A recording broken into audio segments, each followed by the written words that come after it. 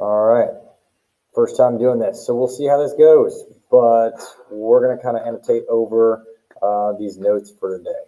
So let me see if I can get this in view mode, and here we go, folks. So welcome to Psychology, Critical Thinking. This is the first bit of notes that we do every single year, and it just is a decent little intro into the way that we're going to be thinking, at least through this first unit, but hopefully throughout the entire year.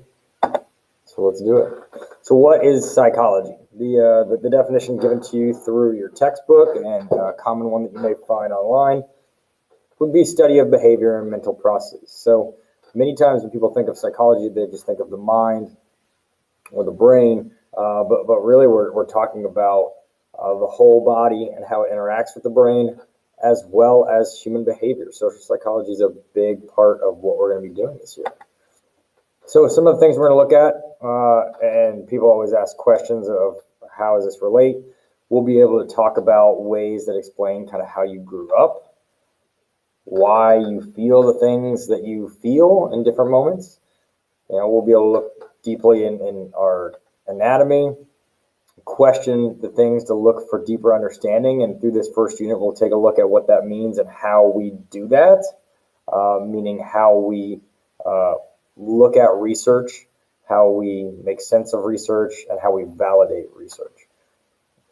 Explain differences in individuals, why some people act a certain way in certain situations and others act completely differently. Take a look at twin studies, which are always really fun, looking at two people with the same genetic makeup and why they may act differently. Helps to explain the interactions with the world, just make sense of what's going on around you. So let's start by just putting this out there. This is not psychology. Miss Cleo is not psychology. And there's a lot of stuff out there that muddies the water as to what is psychology. Okay, psychology is primarily going to be peer-reviewed, researched, replicated pieces of literature and research that kind of deal with various topics. There's a lot of really good stuff out there. There's a lot of really good books out there as well that could be very interesting for many of you. But no, psychic readings, yeah, that doesn't work. The question that I would have posed you if we were sitting here together is, are these psychology? So let's start on the left with Dr. Phil. Yes, Dr. Phil has a PhD in psychology. Is he psychology? At the present, I believe, I haven't looked in a couple of years, but I do not believe that he has a up-to-date practicing clinician's license. Not to mention, his show is a reality show on television that is scripted. Okay, so while, yes, he is a doctor of psychology, no, he is not a practicing clinician, and no, what's happening on his show are not novel breakthroughs. Hoarders. Many of you may have seen this. Yes, hoarders is a disorder. It is outlined in DSM-5. It does exist. So while they're addressing and talking about and bringing light this issue that previously was kind of ignored, the television show itself is not indicative of best practices on how you treat those with hoarding disorders. Okay? Most of the time in the show, if you've seen it, they go to a house that is overrun with stuff, and somebody is struggling with the mental and emotional attachments and need to be surrounded by things. And then they basically just take all the things away, and everybody kind of gets sad and emotional and upset, and that's it. Well, that doesn't really work. Okay, that's not how you would be treated. You don't just, the stuff doesn't disappear, now you're better, because guess what? They'll get more stuff, okay? So again, made for television, and I don't know as much about that show, whether there is follow-up clinical work or anything like that, but just taking stuff away from hoarders does not fix it. And then finally, the famous book from, I believe, like the 90s-ish, Men Are From Mars, Women Are From Venus. It was a guide to help marital relationships, used almost as a how-to guide for marital counseling. Again, written by John Gray, psychological PhD. The issue with this book is you can look through your parents' library. They may or may not have it, If they do, go to the back of it. You won't find any references. So none of the techniques or information offered in this book is backed by peer-reviewed science. Okay, so this is more of an opinion-based book written by a highly educated author. But in technicalities, that would not be considered psychology. Okay? So taking a look at the other fields, we talked about subfields on Friday. We got started there. This is how psychology connects to a lot of different places. We saw the different subfields and the possible jobs, and there's way more than what we were even able to put down. But take a look at it. It falls right in the center of those social sciences and connects very strongly to the physical sciences. Okay, we can take a look at the close connection with biology and chemistry, sociology, political science and economics, anthropology, and then down there into the humanities of language and philosophy and art and music, and where that stuff comes from and how the brain works and so on, mathematics, all of it. You can really connect psychology to pretty much anything that you do, which is why I think it's so fascinating and fun, because it's very applicable to your lives. Another question for you. Which pattern is more random? Take a second, look at them. What's your guess? When you're staring at the screen, is it the one on your left or is it the one on your right? The most common answer is the one on the right. But in actuality, it's the one on the left. Okay? So in random patterns, the colors of any cell would give us no clue which color is coming next. And if you look at the one on the right, it looks very random. But because it looks very random and it's broken up in such a pattern, okay, it actually has too high a rate of percentage change, meaning you can guess at a higher rate what would come next, which makes it less random than the one that has a lot of blocking to the left. Okay, so something to be aware of. Okay? The more complex something is, the more random it is. It's a difficult pattern to be able to understand, and thus we need to have research, and then we need to do replications of that research, and let it be reviewed by peers in the field and so on. Okay, so again, looking at from a common sense standpoint, common sense tells us the one on the right is more random, but in actuality, it's the one on the left.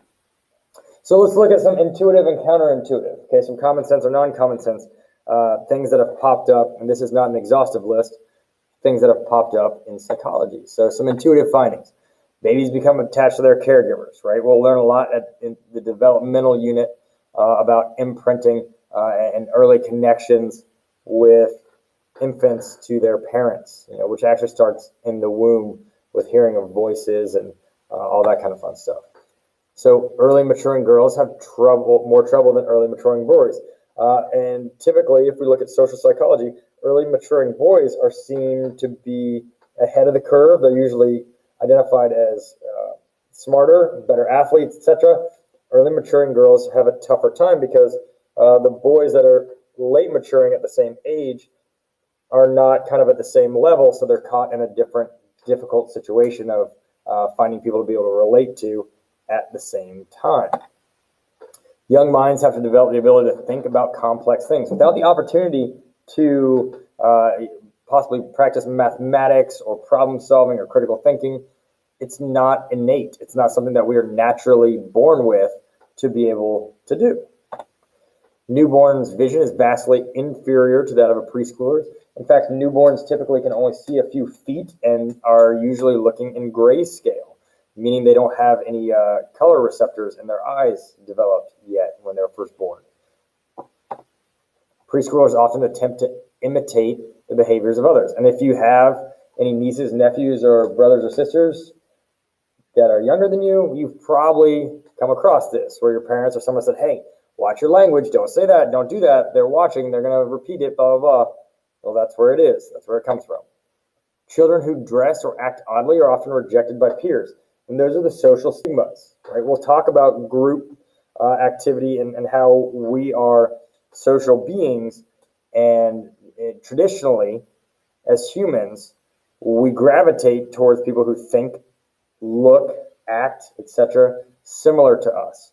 Over time, we've evolved to be able to understand better and accept and critically think through differences. Most single-parent households are headed by women. Right? Most of the time, when there's a split or something on those lines, it's the men that are leaving. Okay, and statistics can show us that.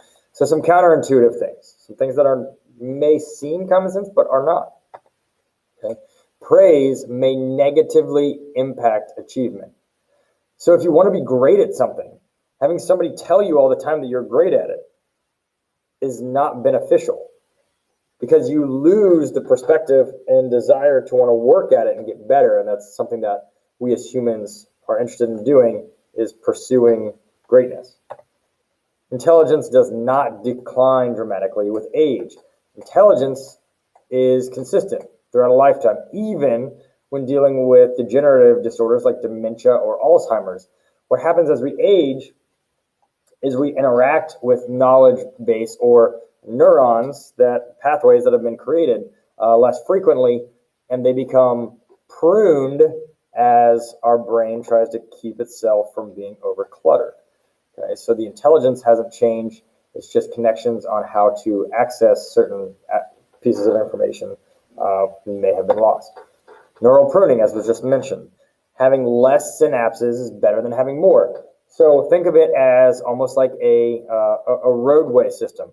If you had a whole bunch of side streets with stop signs and stop lights, it would be a lot slower to get from here to Grove City than to hop on the freeway and just take it straight through, right? So having bigger, faster, more powerful synapses is better than having a bunch. A bunch just gets cluttered. And again, that's why we prune every night when we sleep. Again, you'll hear this a million times. Sleep is very important for you. Hands and feet grow faster than limbs during puberty, reversal of the proximal distal trend. So again, if you've got younger brothers and sisters, or maybe you lived through this. I remember, I am by no stretch a tall human, but I had a large growth spurt around 11, 12, and I went through about 4 shoe sizes in a summer. Okay, many of you have probably experienced that. Your hands and feet will grow faster than the rest of your body, and then they catch up. An 8-month-old has almost twice as many synapses as an 8-year-old. Again, more is not better, but they have more because they're taking in so much more information, everything they see, smell, hear, touch. Whereas an 8-year-old has been able to whittle that down so that they can more easily access what it is that they're encountering. In infancy, a deaf baby will coo just like hearing babies. Okay, so the cooing is natural and has nothing to do with a repetitive sound that they've heard from their parents. They will do it to a point to try to get responses, and since they will not be able to hear responses, the cooing will eventually stop. But cooing is a natural way to get the attention of caregivers. Having gay parents does not increase the likelihood of growing up gay. Statistics have shown that no matter the sexual orientation of parents, there is no direct correlation to the sexual preferences of their children. Being a victim of child abuse increases the likelihood you will abuse your children. And one would think, again, that if you were abused as a child, you'd sit back and go, man, I would never do that to my kid. Well, unfortunately, that becomes the parenting style that you can relate to. And most of our learning comes through experience. So since you've experienced that in a situation where a child is crying or whining or talking back, that child got hit, most likely the experience and the knowledge store that they will draw on is what they experience. Most teenagers do not experience overwhelming angst. So while the world often will tell you, oh man, teenagers are always anxious and stressed out and they can't handle things, well, that's actually not the case. Most teenagers can handle things very well and keep a very cool, calm demeanor and can roll with the punches very well, which is why I believe even during this pandemic, it is going to be more challenging for us adults than it is for your children or your teenagers. And don't get me wrong, it's not easy. I'm not saying it's better, but I actually believe, having worked with teenagers now for 13 years, that you are very resilient and very able to be able to cope, adapt, change, and meet the situation where it's needed. Most middle-aged adults do not experience midlife crises, and the divorce rate for second marriages is higher than the first. So if you get married a second time, you have a greater likelihood that you're going to get divorced again. So 3 big myths related to psychology that we're going to try to avoid and debunk as we're going through here. That we only use 10% of our brains. Not true. Okay? Not true at all. We actually use almost all of our brain at all times. And if you were able to check out, and hopefully we'll be able to show you some fMRIs later on in the year, some functional magnetic resonance imaging of a brain and the electricity in the brain, you'll notice that even some of the most basic movements that we do, or situations that we're able to work through, almost your entire brain is getting lit up at the same time. Okay, so there's electricity firing through there all the time. Multitasking. We always would do kind of a fun little game in here to demonstrate that. And you can do this at home as well, but multitasking doesn't exist. What we're able to do is task switch. So if you're thinking like, oh yeah, I'm really good, I can listen to music on my computer, I can keep a text thread going and do my homework all at the same time, well, that's not accurate. You actually cannot do that. What you do is you are able to switch very quickly and efficiently between different tasks, but as soon as you turn off one task, you stop the ability to kind of take in new information about it, which slows down or impedes your learning and skill on it. Also, with the less focus that you're able to give, you're going to be less successful at those. So you probably have more chances of making errors on your homework, or writing the wrong thing or sending the wrong message to the wrong person in a text thread while that's all going on. And if you don't believe me, go ahead. We'll try this at home. Find a parent, sibling, and here's what I'd like you to do. I would like you to find that person, and with your left hand, their right hand, I'd like you to have a thumb war where you lock your fingers, 1, 2, 3, 4, I declare a thumb war, and then try to trap the other person's thumb. And then with your right hand, their left hand, I want you to play paper, rock, scissors at the exact same time and see how that goes over. And tell me if you were able to multitask, take care of 2 cognitive, skilled, kinesthetic activities at the same time. And that's just one of many ways that we would be able to kind of let you know or prove to you that that's how it works. So we talked about study habits and so on, and we stressed the importance of having to get away from those distractions, and that is 100% why. Because we cannot multitask, we task switch. So if you're always hearing people talking or listening to the radio or watching TV, you're becoming less efficient, less effective as a learner. And then the old idea that you're either right-brained or left-brained if you're more analytical and mathematics, sciencey, versus if you are more artistic and creative. Well, again, our brain crosses the corpus callosum all the time with electrical transmission, and just because you're better at those things doesn't mean you're one side or the other. What it means is wherever your talents lie and you practice and become closer to an expert in will become more dense.